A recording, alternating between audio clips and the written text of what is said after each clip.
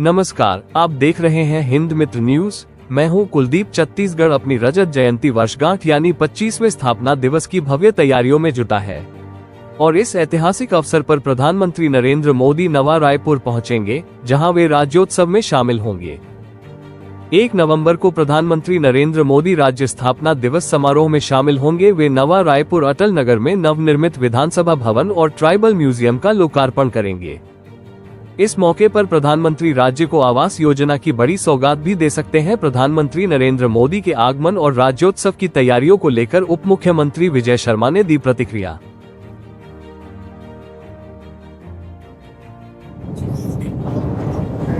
विगत सरकार जो भूपेश बघेल जी की थी, उन्होंने 18 लाख गरीबों के आवास रोक कर रखे थे और ये वादा था जनता के साथ कि नई सरकार भाजपा की बनेगी तो 18 लाख प्रधानमंत्री आवास दिए जाएंगे। माननीय विष्णुदेव साय जी की सरकार बनते ही कैबिनेट की पहली बैठक का पहला प्रस्ताव इस सरकार का है, जिसमें 18 लाख गरीबों के आवास स्वीकृत किए गए। उसके लिए राशि की व्यवस्था की गई और आपको मुझे बताते बड़ा हर्ष हो रहा है कि 18 के 18 लाख आवास स्वीकृत किए जा चुके हैं। अब उसमें आपको ध्यान होगा कि प्रतिदिन हमारे यहाँ 18,000 लगभग आवास हम बना रहे हैं। पिछली बार जब मोदी जी का बिलासपुर आना हुआ था तो उन्होंने प्रधानमंत्री आवास ग्रामीण के 3 लाख आवासों का गृह प्रवेश कराया था। इस बार ये संख्या और बड़ी होने वाली और इतने लाखों आवासों का गृह प्रवेश कराना और लाखों नए आवासों की स्वीकृति देना, ये मोदी जी इस बार करेंगे। ये भारत का सबसे बड़ी संख्या प्रधानमंत्री आवास ग्रामीण के लिए होगी। तो मोदी जी के हाथों ही ये चीज संपन्न होनी है, जो पूर्व में इसका निर्धारण भाजपा की सरकार बनने से पहले ही किया गया।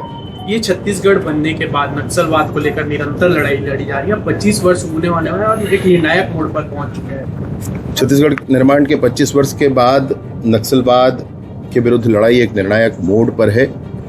विशेष रूप से सभी सरकारों ने काम किया। मैं नहीं कहता किसी ने कम किसी ने ज़्यादा किया, सभी सरकारों ने काम किया, परंतु अभी डबल इंजन की सरकार है। माननीय नरेंद्र मोदी जी के नेतृत्व की सरकार, माननीय अमित शाह जी की रणनीतियां और माननीय विष्णुदेव साय जी का मार्गदर्शन, इसके माध्यम से सभी पूरी टीम ने काम किया है और एक निर्णायक मोड पर छत्तीसगढ़ में नक्सलवाद है।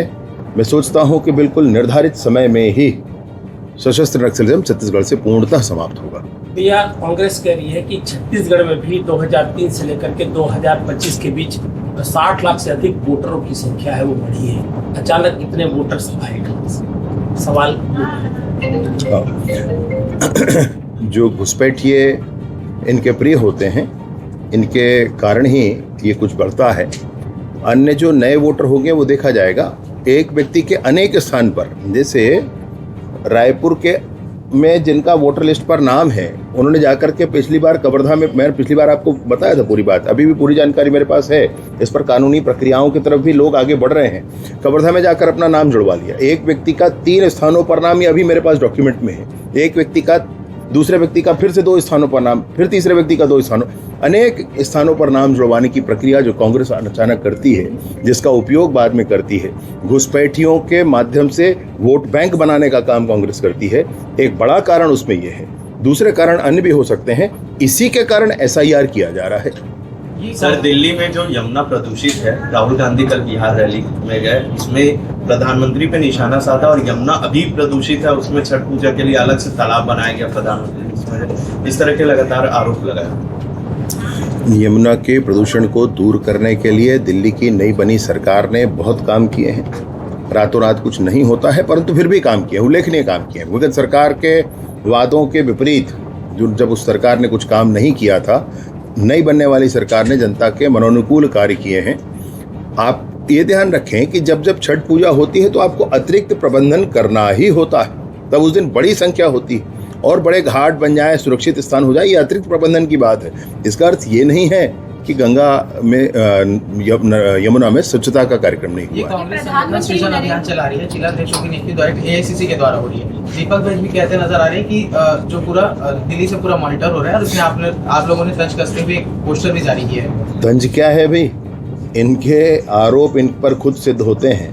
इन्होंने हमारी सरकार के विरुद्ध क्या क्या कहा, अब ये खुद अपने बातों से प्रमाणित कर रहे हैं कि ये रिमोट से चलने वाले लोग हैं। जाने दिल्ली से क्या इटली से चलता होगा, मुझे तो ये लगता है। ये प्रधानमंत्री नरेंद्र मोदी का दौरा है राजधानी रायपुर में, लंबा समय वो बताएंगे, तो इसके लिए सुरक्षा के क्या कुछ इंतजाम हैं? माननीय नरेंद्र मोदी जी के किसी भी जगह पर प्रवास पर राष्ट्रीय स्तर पर सुरक्षा की टीम आती है, पूरा काम करती है।